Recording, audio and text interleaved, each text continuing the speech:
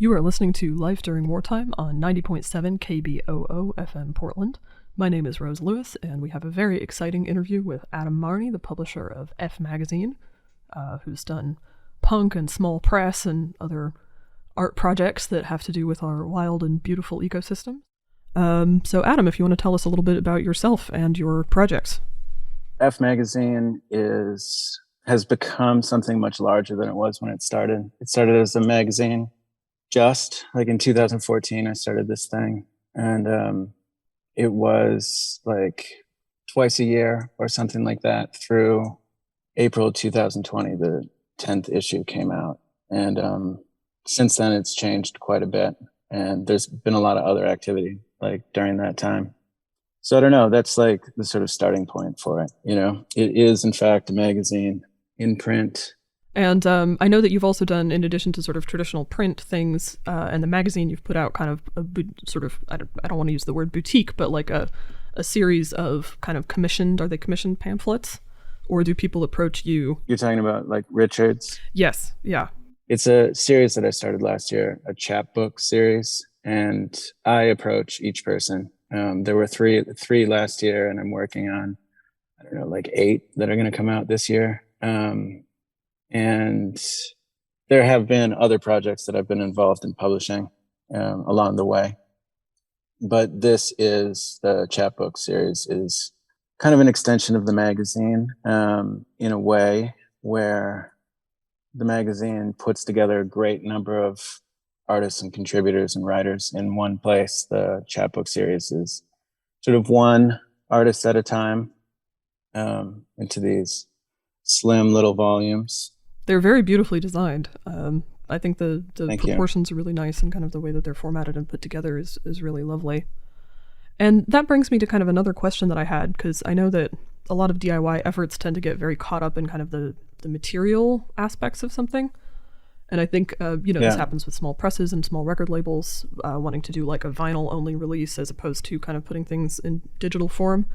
And I've noticed that you've kind of like bridged the digital world and the physical world, so you put out the PDFs and some web publishing as well as the chapbooks themselves. So what's kind of like what are your sort of thoughts on the different forms and what they kind of can and cannot contribute? It's kind of nothing like something in print, you know, on paper, and the like tactile object and having it and being able to just read off the page. The PDF series was something that started during the pandemic, after the last issue of the magazine. Mm-hmm. And it was, I don't know, when everything became so remote, and it was just easy, but like simple way to put things together with almost like the same amount of care that we put together the things in print, but to, you know, at no cost to produce and at no cost to the reader. But that was also like where the magazine had put together a great number of contributors. The PDFs are more or less like one artist or collectives, you know. Sure. There's a couple of collaborative PDFs, but those are also artist owned, or like single author or artist only. Right. So, I mean, at the time that the 10th issue was the last issue, and in part putting that aside, it sort of broke apart into all its pieces, you know? Yeah. And so both the chapbooks and the PDFs are the individual parts that make up the thing, like sort of on their own in the world. That being said, I'm working on the next issue of the magazine for the first time in more than 2 years, and which I hope to have come out in like the beginning of May. I hope. Oh, fantastic. Great. Kind of zooming back a little bit. So the magazine's been running for several years. And is this kind of, what's sort of the history that led you there? Are there any kind of particular inspirations that brought you into wanting to make a mag? I started and still work on it with Tuomas Korpiakko, and he's like on the masthead as the art director of the project. He and I were working together on this other project before that with another artist named Dawn Cerny, and the three of us together had this project called SHT, that stood for shame, holes, and tenderness. Great. And we made 2 zines and had 2, like art exhibitions, the 3 of us. The first one was in Los Angeles. The second one was in Brooklyn, New York. And different than the magazine, that it was real, like, personal. It was like our personal ick, like, sort of mixed up together. And just, I don't know, sort of taking some kind of refuge or working in some kind of through stuff together. It was really, like, sort of personal for each of us. It was like personal content. And I mean, there's a lot of different things that I was going through at the time that I started the magazine, but I wanted to start something with Thomas that was more externally focused, that was more about the world, and that could, like, bring together all these great people that I knew and that I was in conversation with. And I mean, it really got formed after a point, but each issue is thematic. The first 3, I didn't, like, name the issues as I went, because it was just like the first one was the first one. The second one was like, we're doing it again. The third one was like, I guess we're still doing this, But the third one was like the advertising issue. And then after that, I started naming the themes, and then each issue is thematic. So by the time the 6th issue happened, the last 5 were issue 6, sex, issue 7, paranoia, issue 8, celebrity, issue 9, the spirit, and 10, real estate. These, like, enormous themes. And Definitely.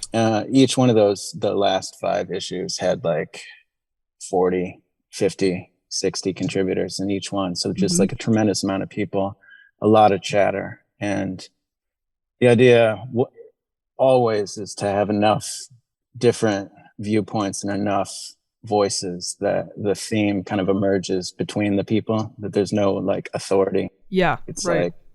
Like all these different people talking about this different stuff. And so the one that we're working on now, it's the theme is intimacy. Oh my goodness. I feel like, especially after kind of a couple of years of the sort of havoc that the pandemic has wrought on sort of our social relationships with each other and the opportunities that we have to spend time together, and the different kind of new, like having Zoom meetings, having deep conversations mediated through this kind of very mechanical and non-intimate means, provides some really interesting kind of like backdrop for talking about that theme in particular. So that'll be really exciting to see. The centerpiece of this issue is a conversation between Blair Taylor and an artist, Daria Diamond, who lives in the UK and is a sex worker and an artist. And those 2 things, like, inform each other. And Blair was super interested in, and is, like, just obsessed with thinking about and talking to and befriending people involved in sex work. And I introduced her to Daria because Daria is brilliant. And I don't know, they hit it off. They talk all the time. But one of their first conversations, they recorded it, Daria transcribed it, and that's going to be like the center part of. And Blair was the one to actually name the theme intimacy. And I was pretty blown away by how much that opened up, like, what she was thinking about and what they were talking about. So yeah, absolutely. Pretty exciting. Definitely. So I don't know, like, the magazine started as something that I wanted to do, and it wasn't like the sort of center of my life at the time. Sure. I was like teaching and living a life as an artist and, like, working in my studio and all this stuff. And at some point, it's really sort of enlarged to take over my whole life. Yeah. Creative projects of unusual intensity definitely have the capacity to do that, for sure. And I think especially as you've kind of been able to keep it really fresh in terms of changing up your approach, changing up the themes, branching out into kind of different ways of focusing on the same sort of thing. It seems like that's been a really sort of fertile, growing, rather than kind of, you haven't calcified into a particular form. You've managed to kind of keep things branching and alive, which is really cool. Yeah, we try to keep things really simple as far as, like, design. Inside each one of the thing, like, things change shape and form like 1,000 times over, but the sort of outside packaging of each thing is almost boring, Yeah. We try to have this, like, just to support the fact that our interest, our attention is about the content, like what's inside, what people are saying, the text and the images and stuff like that. So I sort of found out about you, I guess. So Elizabeth Scott, who I know a little bit through Matters of the Occult, had published one of the chapbooks through you, and then I saw that you'd also done the Richard Hell chapbook. And so we, at the radio show, since it's a punk radio show, were kind of course, interested in talking about that, since he's sort of an important figure in that history. But I also think that kind of, as expansive as you can make your definition of like what punk is, I do feel like any kind of effort of love, effort of passion that's sort of outside the kind of mainstream structures of commerce, profitability, I don't know, can definitely fit into that. And so I find that a lot of kind of small publishers definitely have, even if they're not explicitly setting out to do so, have this kind of like punk ethos that's going into it. And I was wondering if you saw that as kind of resonating with what you do, or if I'm just completely, talking through it. I mean, I've been thinking about it a lot lately, and I thought a lot about it today. And maybe working with Richard was part of that. Richard actually did a interview podcast in support of Chronicle, Richard's chapbook that we put out. He did a podcast with this, it's called Text, Prose, and Rock and Roll. It was just like, I don't know, maybe 6 weeks or something like that ago or something. And the woman who was interviewing him asked him to define punk. And I loved what he said. It's really great. It's worth a listen. Fantastic. For sure. But the sort of line that stuck with me is against the status quo. Yeah. And I've been thinking about that a lot, like just, punk as an aesthetic or punk as an ethos, and like one of those two things sort of tips towards fascism, Sure.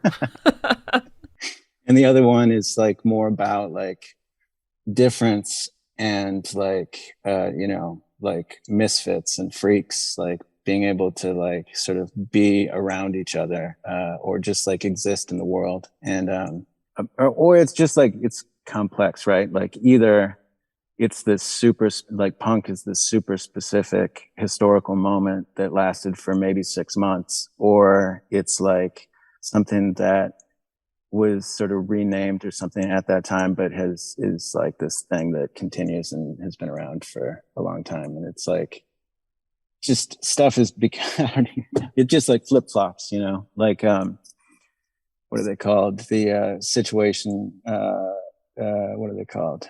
The the Situationists. Yeah.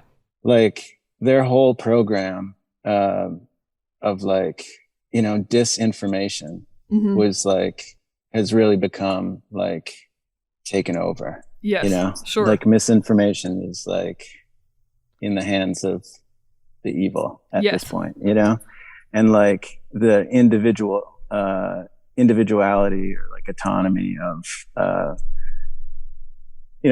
being against the status quo, like also tips into just like rampant like libertarianism and stuff like that, Right. So it's like, it's pretty crazy to try to like sort of put it somewhere, any of it somewhere. I both love like punks. I was born in 1977, so like grew up in the 80s, 90s, but like people who were punks like then, like Richard. I worked with this, I do work with this guy down here in Houston named Mark Flood, who is a great artist and who I did a book with recently, or wrote a book on, actually, called The Origin of Mark Flood, which chronicles his years from 1987 to 1992. But in the early 80s, he had this band called Culture Side. It's a punk band down here. And so I don't know. I also spent a lot of time working with this artist, Barbara S., who died last year, but who was also involved in the New York punk scene, had this band called Y Pants. Yes. She's one of my favorite people. Yeah, they're a fantastic, fantastic group. I remember reading some obituaries of her when she passed. Yeah, yeah, real sad Yeah, tragedy. yeah, But so those of us who like grew up after that, you know, like I don't know. It's like, what is it? I don't even know. So like a certain amount of it is like my producing things with the help of my friends, working with my friends, like self-publishing and doing a tremendous amount of labor. You know, I feel like there's something about that that fits in there. And I don't know, like sticking up for the underdog, sticking up for yeah, freaks, I guess, absolutely. something like that. You know? Yeah, I think the labor aspect of it in particular is really kind of funny and apt, just because I think sometimes it's about doing something analog, creating a physical object, creating it in a way that doesn't take advantage of technological innovations that are maybe kind of tied into either systems of capital or systems of kind of production that can be exploitative. So, you know, not necessarily. Yeah, but then like you know, like the Sex Boutique and Sex Yeah. Pistols were like absolutely commercially exploitative, and like it's a huge part of the Oh, history, certainly. you Yeah. know. And yeah, and I mean, And like Suicide is like one of the greatest punk bands of all time, you cosign. know, and are definitely like technologically interested, at Yeah. least, you know, if not like deeply innovative technologically, you Yeah. know. Yeah, I mean, So early kind of adoption of synthesizers, for sure. And it is interesting kind of, you know, from the distance at which I'm looking at a lot of early punk, being a much younger person, it is interesting kind of looking at the sort of I don't know, like the ideological struggle around the drum machine. You know, can we incorporate this in interesting ways, or is it kind of, is that just yeah. tying us to like dance music that is associated with things that we don't want to be associated with? But who's we right there? Right. Like Big Black is one of my favorite bands. The Yeah. Fall is like probably the band that I would hang my hat on. Sure. Sure. And both of them, like, I mean, Steve's drum machine and Big Black all the way Yeah. through, but Roland or Yeah. whatever. And but also like, you know, Fall is often dance music Yes. specifically, Yes. you know? Yeah, I find that kind of post punk in particular is like some of the best dance music for me. Just like the rhythms and the way that Yeah. they intersect, really like it suits the way that I personally move my body in a way that maybe Right. doesn't translate to others. But yeah, it's a real kind of understanding of sort of why we make rhythmic music in the first place. Is that it's supposed to kind of encourage movement in a cool way. Yeah. Yeah. And yeah, and I think kind of adapting what is out there in the landscape into ways that can foster the right kinds of connections rather than serving to further kind of like separate and categorize and alienate ourselves from each other. I think is kind of a big piece of it for me anyway. I was thinking about like is aggression a necessary component of punk, you know? Uh-huh. And I mean, it is in a sense. I get it, but it's also like, I mean, I guess that's when like the aesthetic like totally falls away from me, and it becomes like ethos 100%. And then the next chapbook, or maybe it's, you know, we'll see, but like the one that is being worked on right now is a split chapbook. It's almost like gonna be like a split 7-inch, like Cool. one writer writing towards the center and then flip it over and the other writer writing towards the center. One of the two of them is this poet based in Portland, actually, Jay Choi. Yeah. And the other one is Ethan Swan, who was in Los Angeles more recently and then New York before that, and now is up in Rochester, New York. Ethan has a great project that he's working on right now. I'm going to jump out of here real quick. And it's like a small publishing and record. He's putting out records. It's called Jabs. Oh, fantastic. So the next chapbook that I'm working on is with Jay Choi and Ethan Swan. Great. Split Yeah. book. And I met Jay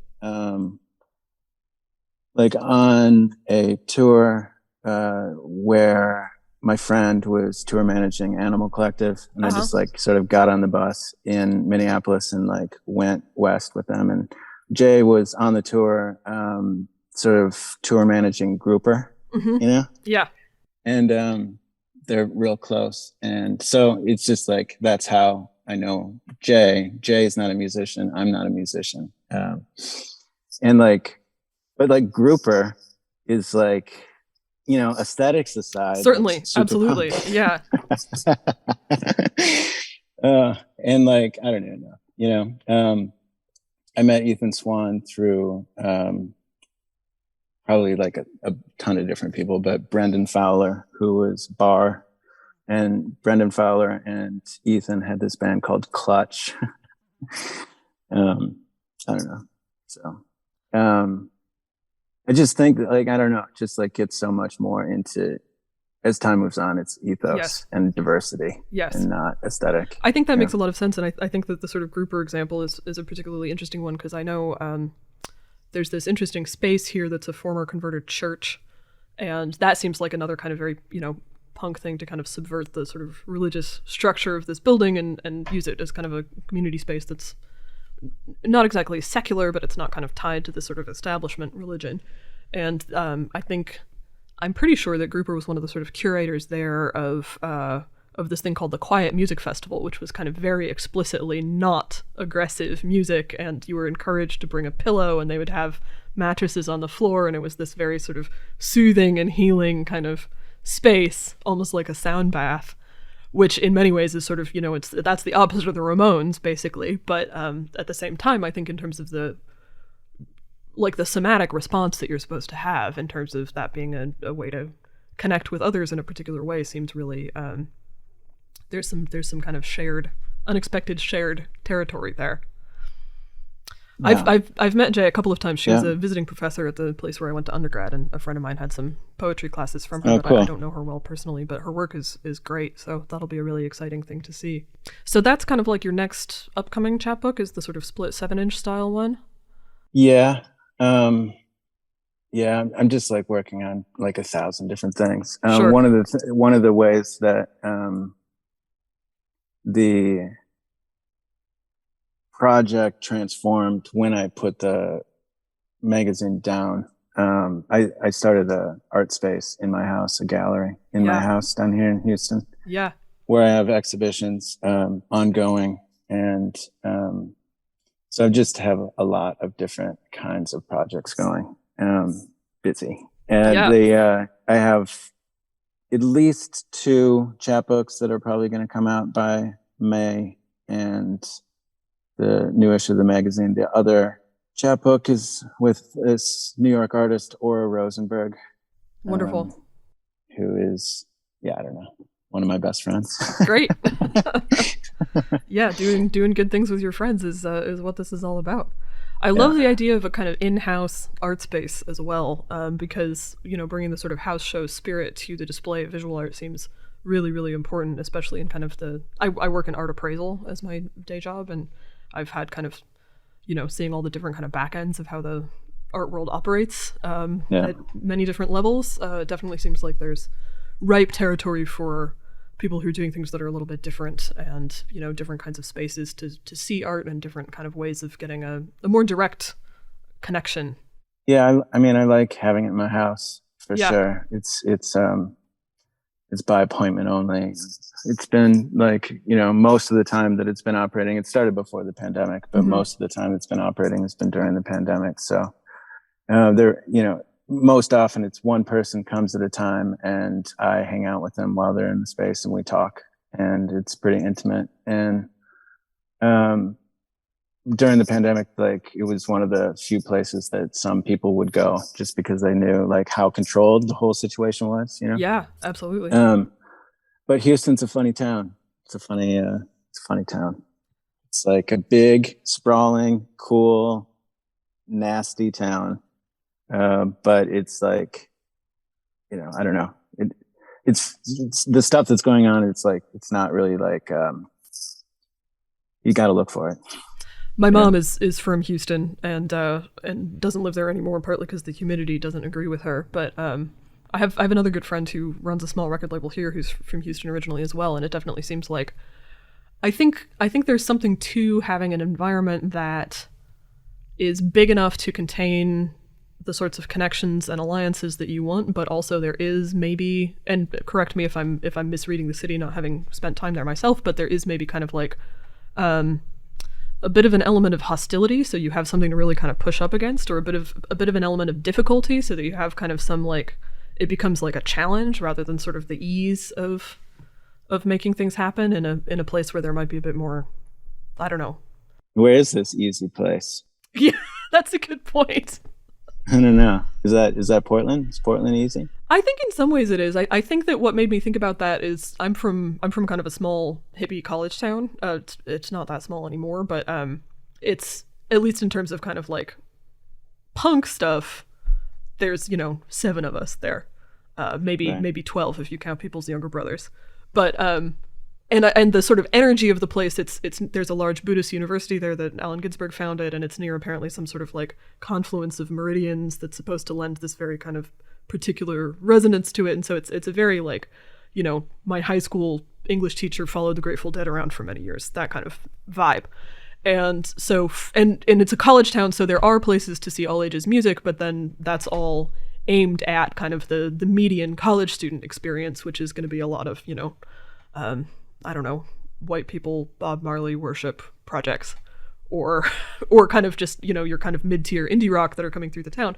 And so when it came to kind of like creating a punk scene there, it became very kind of the ultimate do-it-yourself, like taking over a warehouse space near a used car dealership in the kind of outer part of town where you wouldn't be bothering people, and having to it felt more sort of when I moved to Portland, it was kind of like, well, if you're a punk and you want to play a punk show, there are houses that you can do that. There's a whole sort of website that helps you find out where they are. People have their contact information very easily shared. There are also a lot of just bars and internet cafes and different all-ages spaces where it's possible to make things happen quite easily.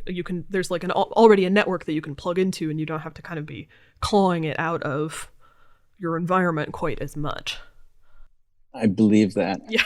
And having been there, I know that's true. There's a supportive community for different kinds of things. Yeah, for sure. Yeah. I spent before being here, I spent most of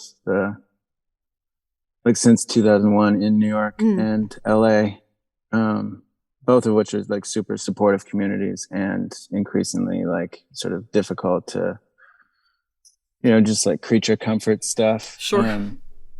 But, I don't know. I mean, Houston's interesting. It's like, it's actually like living here is pretty easy. Mm-hmm. It's pretty like good living. Mm-hmm. Even though it's like kind of nasty, and like, it just like, there's nothing old. Everything is just torn down and something else is built. And just like streets and highways and whatever. But the people that are here that are doing stuff are super encouraging, and supportive of each other, in a way that's like really, it's vital. Definitely, it's just vital. Yeah. So, Mark, I spent a tremendous amount of time with Mark, and Mark's a real ambassador of Houston and has lived here his whole life. Yeah, and so he's shown me plenty. I think the name sounds really, really familiar, and I'm trying to kind of conjure in my mind an image of what his work is like. How did you meet him? He's somebody that I knew was here. A friend of mine worked for him when he was young, and he introduced us. The first time it was like maybe the first week that I was in town, and we had coffee, and I hadn't met him before that. I knew his work real well, but we had coffee, and then we had lunch a couple of days later, and then he had a surgery, and then I sort of drove him around a little bit after his surgery, and then I sort of started working for him, and then like worked for him for a year until the pandemic. And now we just hang out. He picked me up, and we'll go to Starbucks. I'm going to what do you call it? Introduce 2 different Cultureside songs, which are totally different from one another. Fantastic. That sounds great. Excited to hear them. But yeah, I mean, Mark and I talk about punk a lot. And he like, I think we both, well, anyway, you know, he like the important period and really inspiring period for him. I mean, he like Cultureside formed in like 1980, you know, and before that this is something I cover in the book that I wrote about him, but he was corresponding with Throbbing Gristle and Mark from The Fall and members of the Crass, you know? Yeah. All of which are like top tier, excellent, like in my mind. You know, it's just like incredible that he was in contact with them, and he was, you know, relatively young dude, but that was like inspiring to where he wanted to get. You know, he wanted to be a part of, like he wanted to engage. Yeah. And so I don't know. I mean, just like when it sort of flattens out, like hardcore and whatnot, like Mark just doesn't want to have anything to do with it, and pretty much just like, so he's just trying to burn everything down all the time. But really great sounding song and just a great Cultureside song is Hating My Father. Real high energy, nasty song. And just the sound is so damaged, and it's sort of like, you know, it's kind of what I like, you know.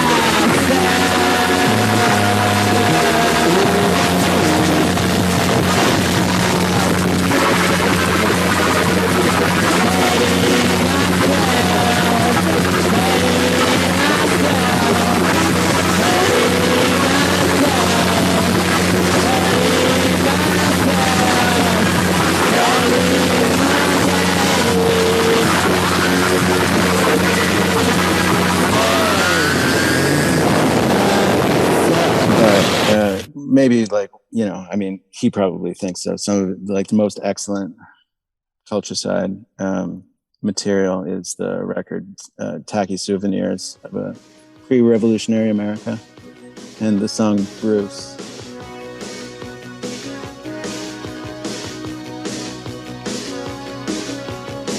I get up in the evening and I record a new LP. I come home in the morning, I go to bed and everyone's like me.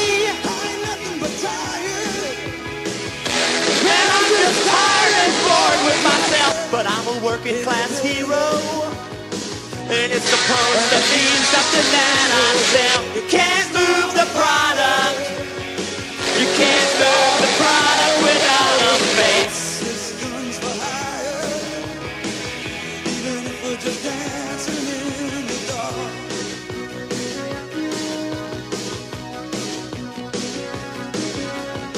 Messages keep getting clearer. A little sex is the cure for my despair. I check my look in the mirror. Baby, I just need a new product to wear. Man, I ain't going nowhere. Just trying to fit into a fantasy. There's something happening somewhere, but it's not on MTV. You can't be the boss, you can't be the boss without a bureaucracy. That gun's for hire, and it's always pointing at me.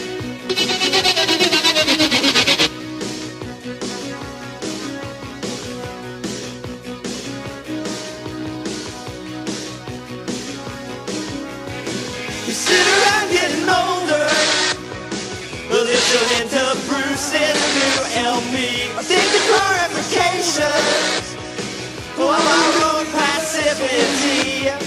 'Cause on the streets of this town, everybody's giving up the fight. You're hungry for entertainment, well, they play the new Springsteen album tonight. I'm dying for a distraction. I'm sick of sitting around here with my own mind. I need a rock and roll hero to put my nervous system back in line. You can't be a rock star, you can't be a star without a hit. There's something happening somewhere, but right where Springsteen isn't it. You can't start a fire, so then your hero says there's nothing to burn. This gun's for hire, even if we're just dancing in the dark. Even if we're just dancing in the dark. Even if we're just dancing in the dark. Even if we're just dancing in the dark.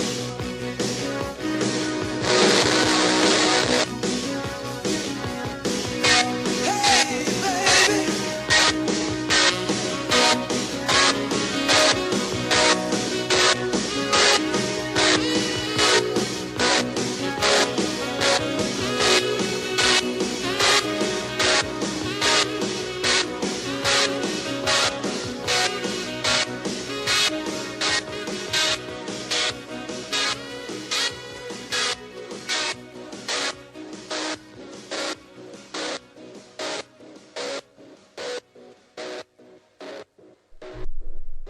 Bruce, culture side, great, Yeah. fantastic. But So,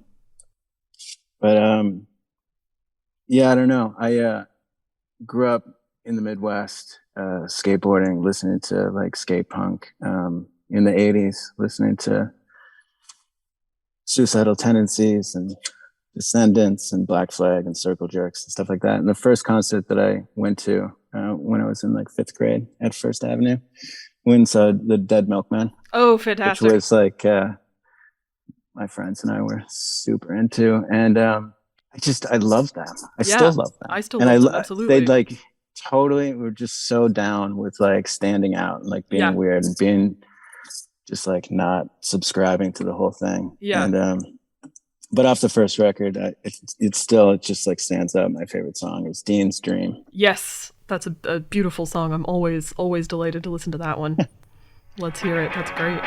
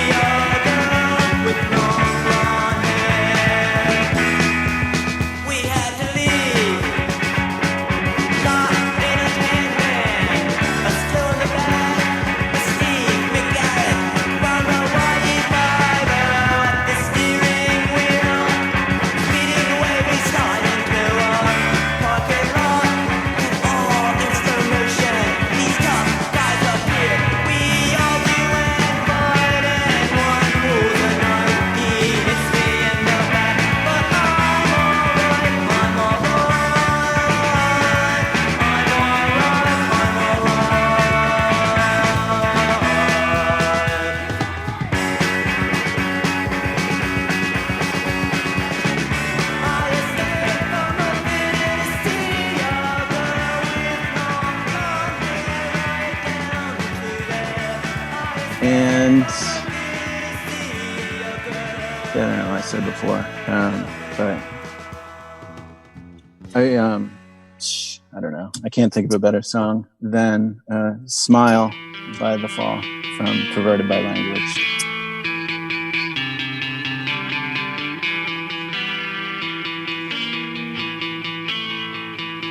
Tight, faded, male arts, decadence and anarchy. He said, he smiled. Something to dance to, a certain style, smiles.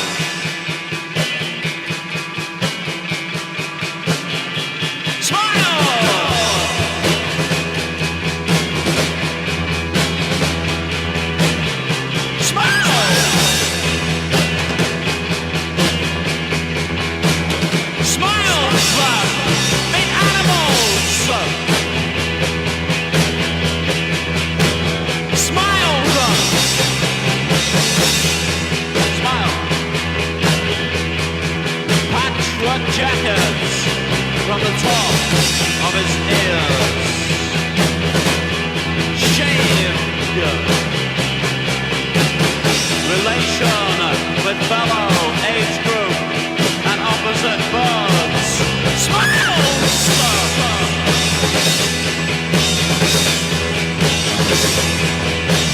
What's anarchy? Smile.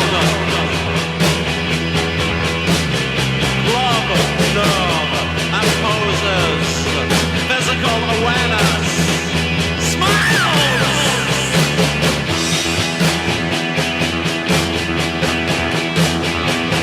Take the chicken run to the toilets in the above, designed from above club. Makes ginger, go on, you can do it, smile!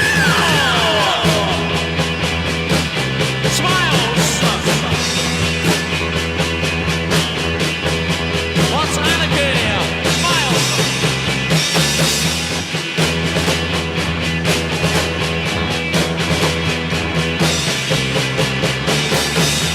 Is the fungus down in the cellar?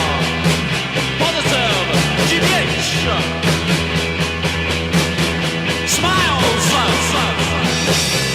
With his friends! Ask for cigarettes! Smiles!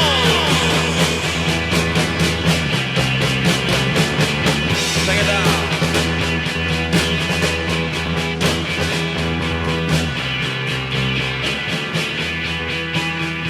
Sparks off. Repeal gun laws in my brain. Sparks off. Give us a gun if I go wrong. Damn! Red!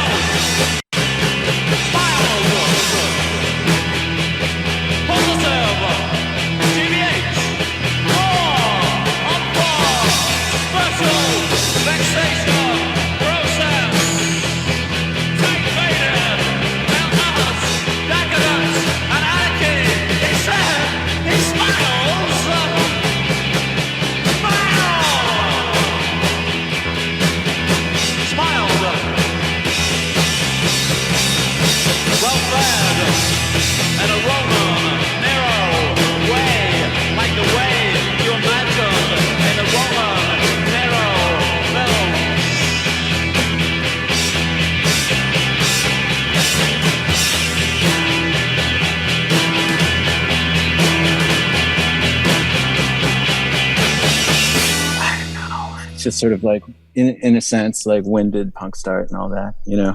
And Right. but I heard like in the car, maybe last night, like on the radio, they played Bob Dylan, Masters of War, which is like such a fucking brutal, beautiful song. So potent and like so angry and so righteous. Certainly. My God. Yeah. What a song.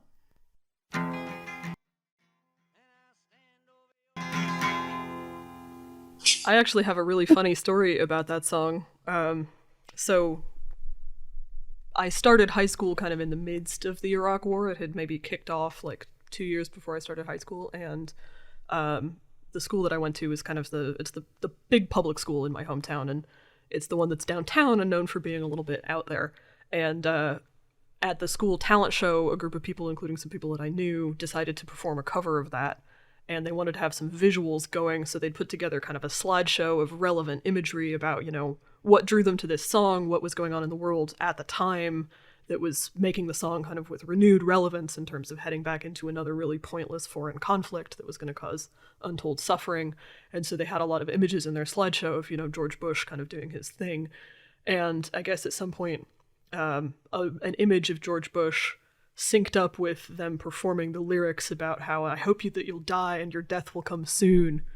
And some person interpreted this as a threat on the life of the president. And so the Secret Service came to my hometown and were wandering around my high school interviewing people and interviewing the faculty sponsors of the talent show and trying to figure out if these, you know, punk kids who were doing a Bob Dylan cover had really intended, they were part of some sort of, you know, that was the signal that was going to set off the conspiracy to get rid of George Bush. And so that was quite something. It is that powerful a song. Yeah, for sure. Certainly. I guess in honor of Richard Hell. Yeah.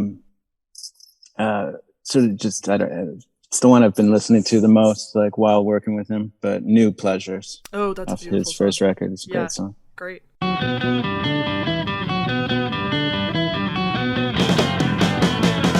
mind's a wreck, but that's fine. It corresponds to mine. When a room, the door closes automatic, automatic, automatic, automatic, automatic, automatic. New pleasure, baby, new pleasure. Well, whisper in my ear, go away. New pleasure, new pleasure. Too weak for life, you have become. You can't get dressed, you're too numb. But we assume sublime poses deep into the life, into the life, into the life, into the life, into the life. And new pleasure, baby, new pleasure. Well, whisper in my ear, go away. New pleasure, new pleasure.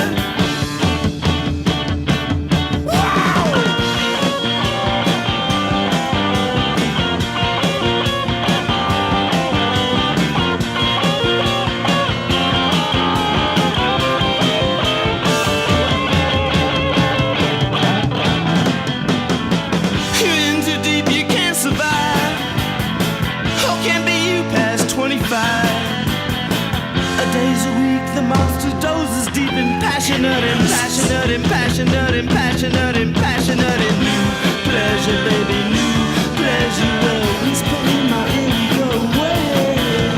New pleasure, new pleasure. Yeah, I guess before I let you go, since this is the punk show and you published a thing for Richard, what was that process like? How did that come about? I'd met Richard more than 10 years ago, maybe like 2010 or something like that.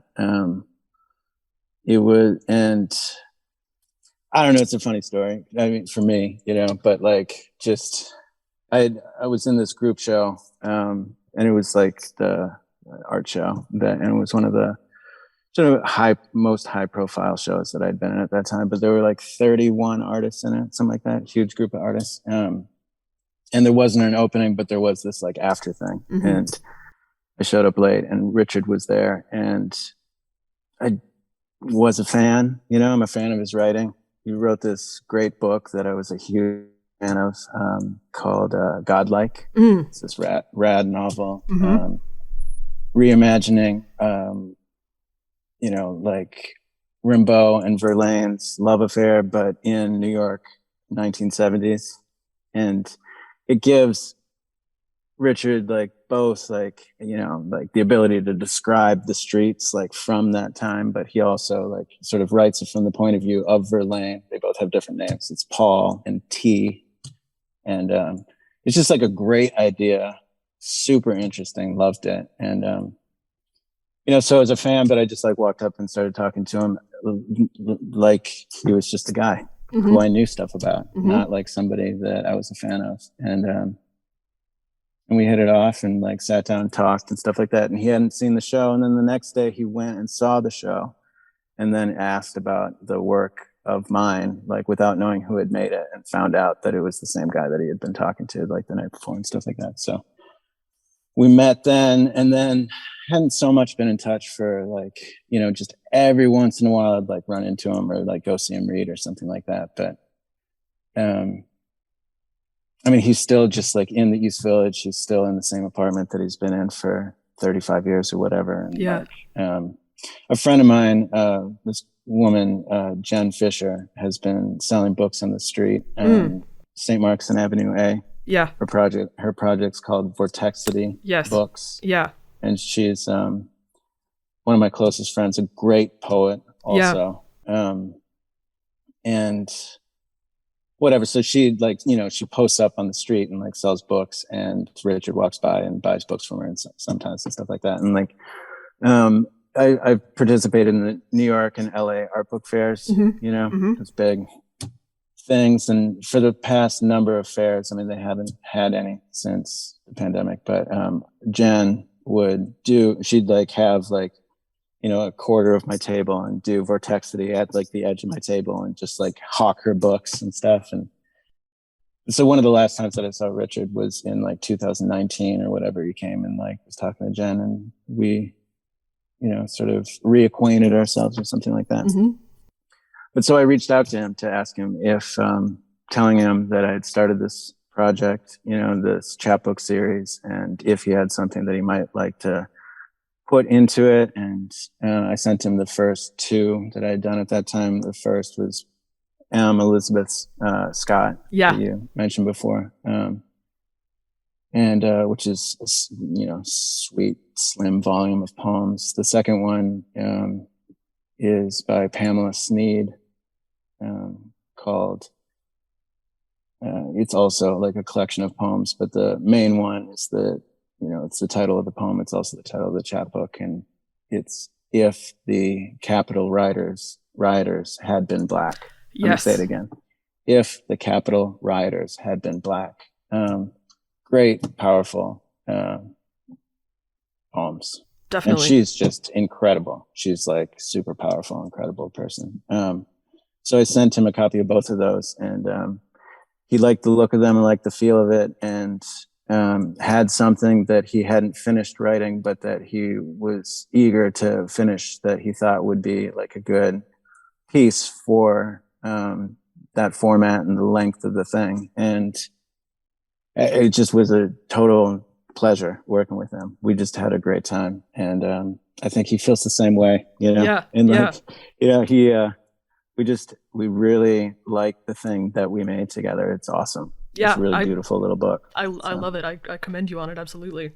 And we got the most delightful rejection email when he didn't want to do the interview on the show. He was just very complimenting the weather in Portland and saying that he's just really at the phase of creativity where you want to focus on what you're doing rather than kind of having the retrospective look back. So, you know, hopefully we'll catch him sometime in the future. But that was also just really, really special. Well, fantastic. I think that's probably about good for time. Is there anything else that you wanted to mention before we ring off? Nah, it's good. Cool. It's good. Thank you very much for having me. You've just heard from Adam Marnie, the publisher of F Magazine, talking about how his work intersects with the world of punk. You are still listening to Life During Wartime on 90.7 FM KBOO. F Magazine and its related projects and publications are meticulously archived on the web at fmagazine.info.